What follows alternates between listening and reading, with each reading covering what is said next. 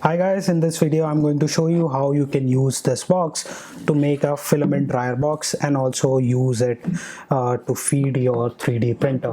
Now whether you have a Bambu Lab printer or any Ender 3 or any other 3D printer, this is something that you will need. So this is something that I've 3D printed. The links to all the files will be given in the description. So these will be 3D printed. This takes around 60-70 grams or something, and the print time on Bambu Lab A1 is around 2.5 hours. Then this is the box that I bought, and this I bought from Amazon, and it's available for like 1200 rupees, close to 1200 rupees for the pack of 4, and I bought the pack of 4. You can also buy pack of 2, which is available for 700 rupees. So I think buying pack of 4 is something which is like cheaper, and I'll leave the link in the description so you can buy. This is something that I've 3D printed to attach it to this, and we can slide it accordingly how long our box is, so that we can see the humidity. So I have the wired one, but I'll highly recommend that you buy one that comes without wire, without this external sensor. Beside that, you will also need some bearings. These are 608 bearings. You can also 3D print these. I have 3D printed 4 of these, and that is running in one of my spool. I'll show you that footage as well. So that is working like perfectly well. So if you can 3D print, if you don't want to spend money, you can 3D print, but I'll highly recommend that you buy these. So go for these. These cost around 15-20 rupees per bearing. That's very cheap. So I bought 16 of these from Amazon for 250 rupees. I'll leave the link in the description again. These came in this container. So yeah, then we have the bowden tube and this bowden connector.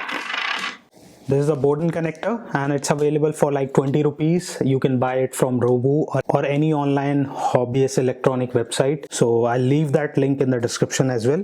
So these are the things that you will need to make a dryer box for your filament and keep your filament dry, and also simultaneously print. So first of all, what we need to do is we need to take these wheels that we have 3D printed and this thing. And now what we'll do is we'll insert these bearing inside. And once this is done, all we have to do is insert these. So we have to push a little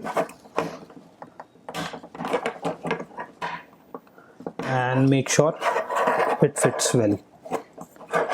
And now if you rotate it, it rotates very smoothly. And this is done. Now if we put our spool on this, you can see. So if I rotate this, you can see the rear one is and the forward wheel both are rotating at the, I'm putting pressure here, so it's rotating more than this. But if I do the opposite, you can see how smooth this is. Now we have to put this inside this box. So we'll open this up, take it, and we'll move this in between this. There's space from this side, and you have to put it like this. Now I don't have desiccant right now. I've ordered it. It will be arriving on Monday, so I'll put that in this, but for now I'll put some desiccant sachets in this. Now we can insert this. Just make sure your filament roll is facing this side, front side. And as you put it, you can see it moves freely. And next what we have to do is we can just put it aside, and this is where we have to put a hole. So you can remove this from this container and then drill a hole, or like use any hot round object to put a hole. You have to do a 14 mm hole in this. I forgot to show you one thing. So this is also something that you need to print, 3D print. This is what is going to be inserted after putting a hole in this, where the filament will be extruded from. So yeah, this is 3D printed, and let's take out this first. This is the bowden connector. Alright, so what we are going to do is we'll just screw it, and then there will be a hole that will be done. So we'll just find the center. Yeah, this is, and we'll just drill a hole. We'll put it aside, and this is done. We'll now take this and insert it just like that. It fits like very snug, so it's exactly 14 mm. Now we'll just screw this on top of this.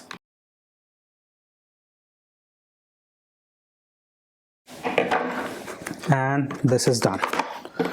Now let's take our box, take this filament, and you see like there's this circle which is like built to make sure the filament goes through it very smoothly and does not rubs against anything.